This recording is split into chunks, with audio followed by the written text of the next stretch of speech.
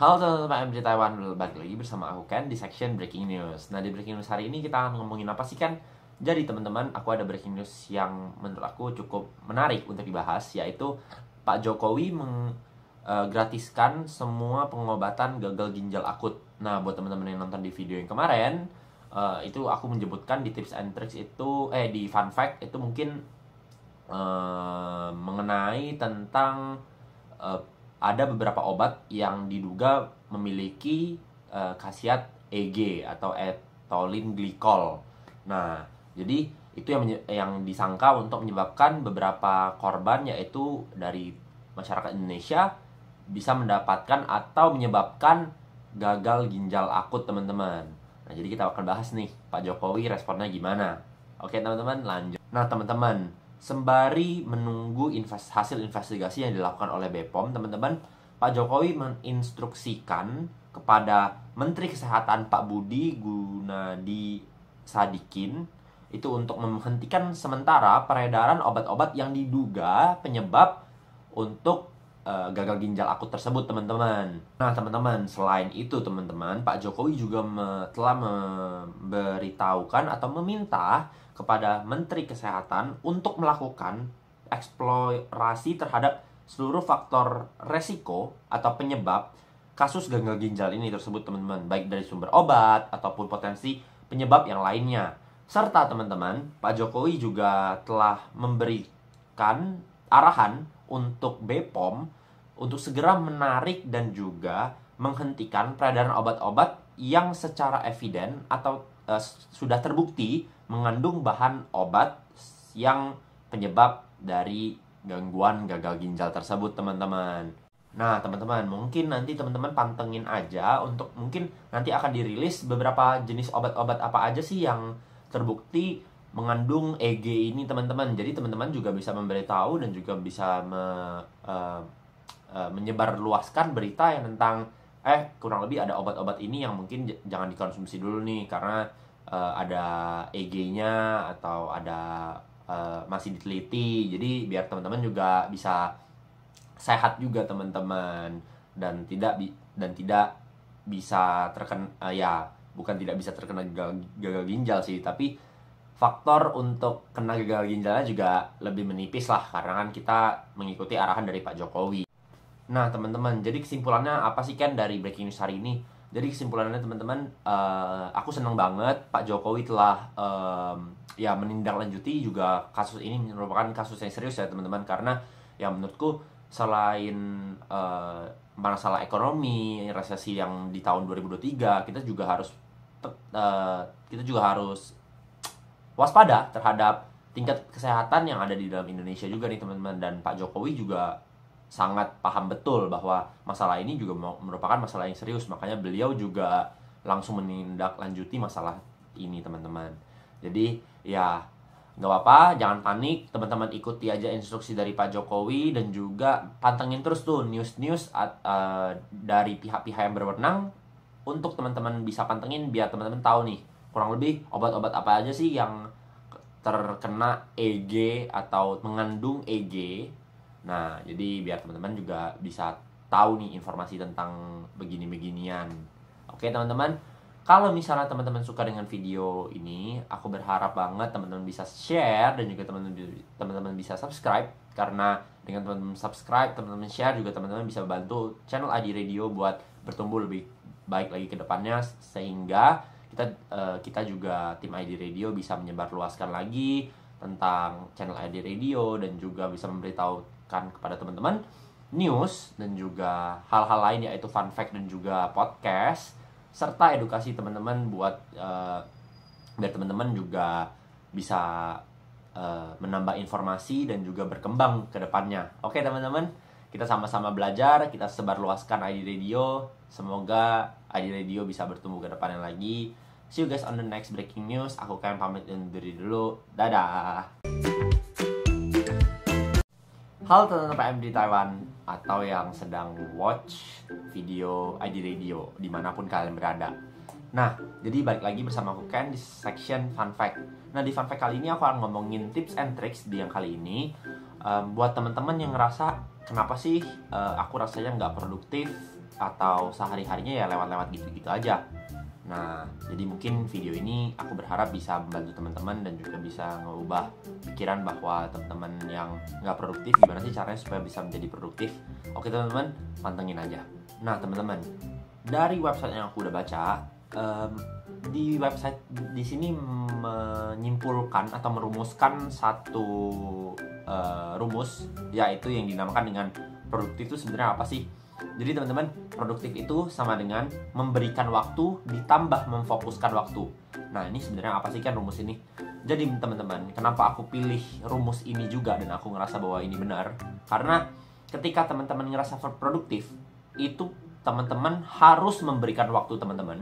Dan juga pada saat teman-teman udah berikan waktu teman-teman, teman-teman memfokuskan waktu teman-teman tersebut kepada hal-hal tertentu. Contoh, misalnya aku mau melakukan A 1 jam, misalnya baca ya.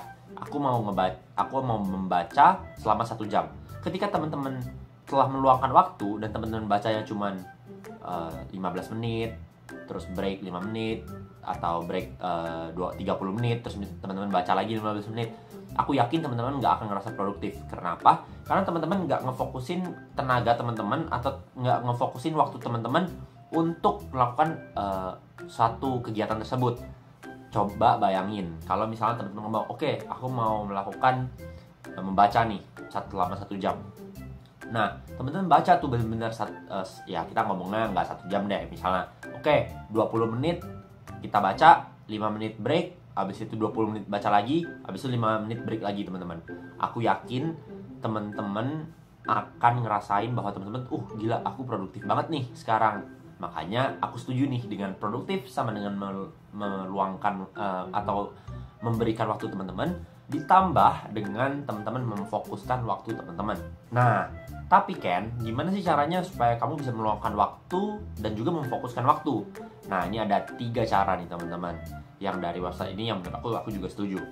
Jadi teman-teman itu kalau misalnya teman-teman belum bisa meluangkan waktu atau memfokuskan waktu teman-teman artinya kurang 3 hal ini, yaitu 3 no kalau di sini. Yang pertama, no planning. Yang kedua, no priority. Yang ketiga, no start. Jadi yang pertama itu kita no planning atau nggak ada rencana. Yang kedua, kita nggak ada prioritas. Dan yang ketiga, kita nggak start, no start. Nah, jadi kenapa ini penting? Karena teman-teman, ketika teman-teman no planning, teman-teman nggak mungkin bisa tuh meluangkan atau memberikan waktu teman-teman kepada ya keproduktivitas itu, karena teman-teman aja ya udah nggak nge-planning itu gitu loh.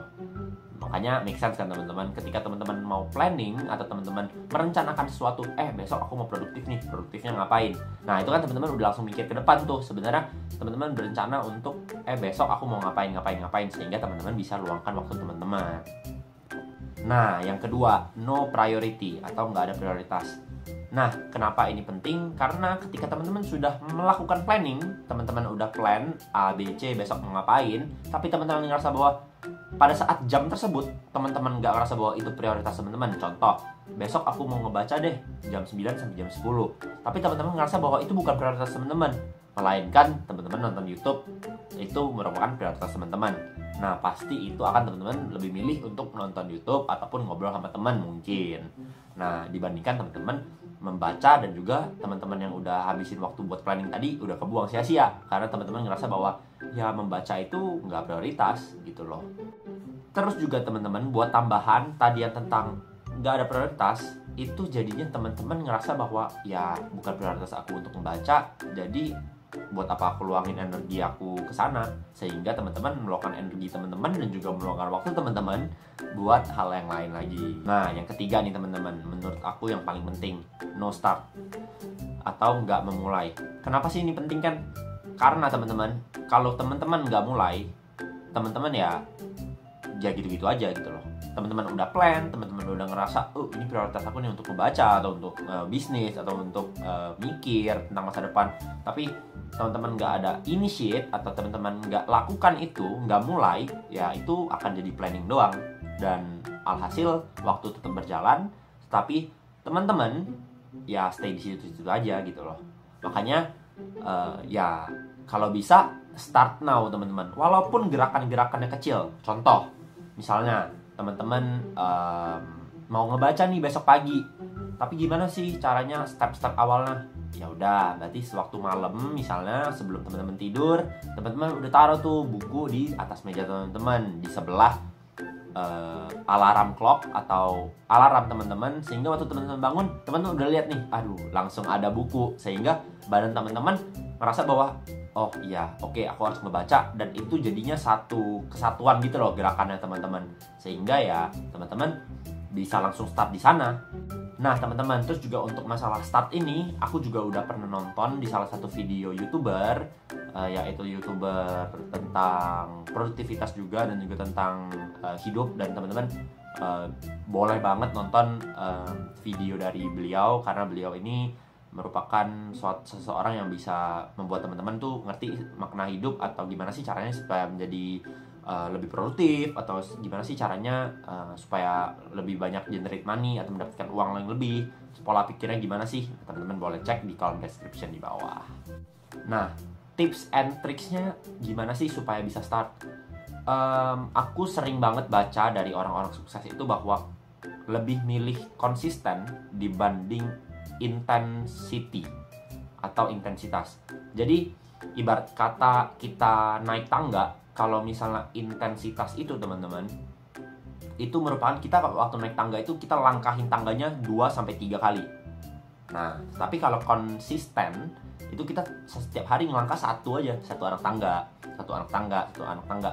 Dan riset telah menunjukkan, dan orang-orang di luar sana juga udah banyak yang ngomong bahwa lebih mending konsisten dibanding kamu intensitas. Kenapa? Karena ketika kamu intensitas, kamu intens, misalnya satu hari kamu produktif dari jam 9 pagi sampai jam 5 sore misalnya.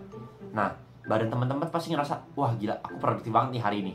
Jadi, ya aku bolehlah santai-santai besok atau nanti malam atau kapan. Jadi, ngerasa bahwa ya aku berhak nih untuk dapetin liburan. Padahal ya sebenarnya ya cuma satu hari, ya apa bedanya sih dibanding sama ada satu orang yang setiap hari misalnya dia konsisten, dia nggak dari jam 9 sampai jam 5, tapi mungkin dia dari jam 9 sampai jam 12 doang, tapi setiap hari itu teman-teman dilakukan, dan secara akumulatif itu akan pasti hasilnya lebih banyak dibandingkan dengan orang yang intensitas tinggi.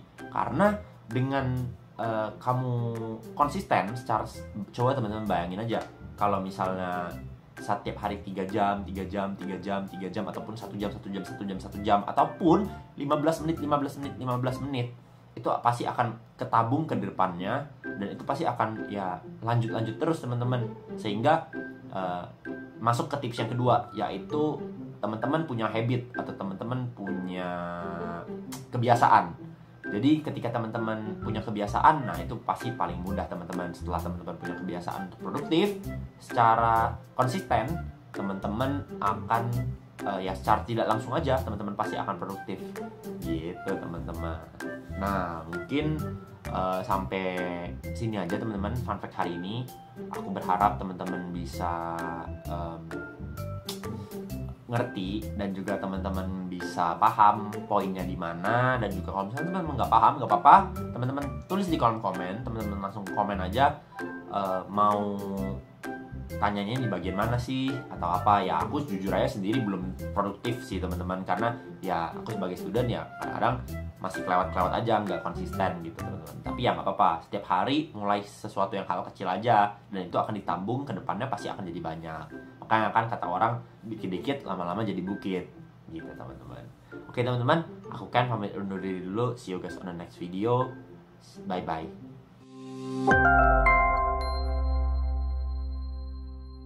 Halo teman-teman PMI di Taiwan, lagi bersama aku Ken di section Explore with Aji Radio. Dan hari ini aku akan ngebahas tentang Aji Radio on-site Chinese lesson.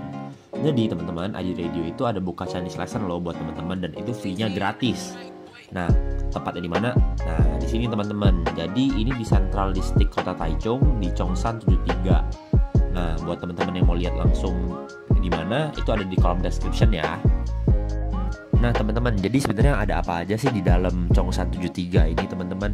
Nah jadi di dalam sini itu ada bioskop teman-teman, dan juga ada coworking space. Nah bioskopnya itu ada di lantai 2, di waktu teman-teman naik tangga, teman-teman langsung bisa kelihatan tuh bioskopnya. Nah, untuk tempat kita belajar Mandarin itu ada di lorong di sini yang di paling ujung. Nah, di sini nih teman-teman kita akan belajar bahasa Mandarin. Oke teman-teman. Nah, seperti yang aku udah bilang, itu ada coworking space dan juga ada bioskopnya. Nih foto-fotonya. Nah teman-teman, jadi minggu lalu itu kita udah ngebahas tentang maknanya kuliner Kota Taichung nih, tentang mengenal makanan dan minuman khas Kota Taichung. Nah untuk minggu depan atau minggu ini itu kita ngomongin tentang mantulnya pemandangan Kota Taichung, mengenal pemandangan dan juga bangunan khas Kota Taichung apa aja sih.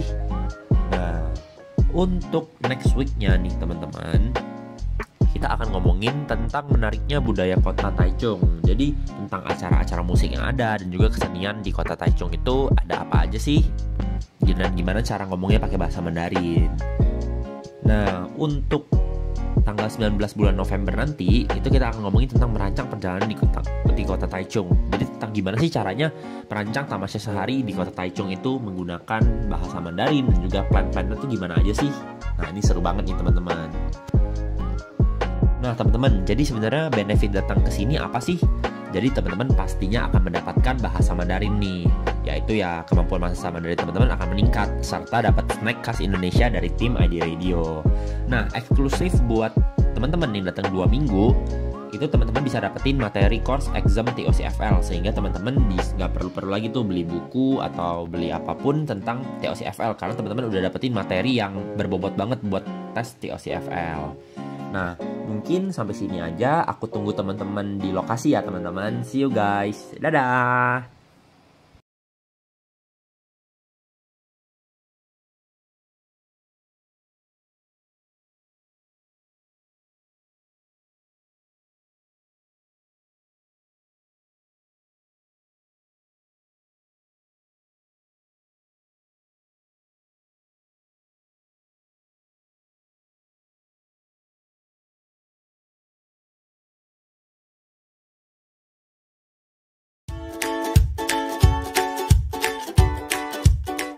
你好，我迷路了，请问你要到哪里？我要到中立火车站。很近，直走就到了。谢谢你。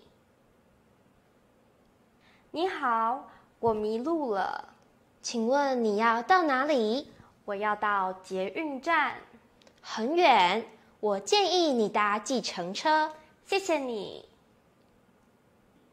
你好，我迷路了。 Halo, saya tersesat.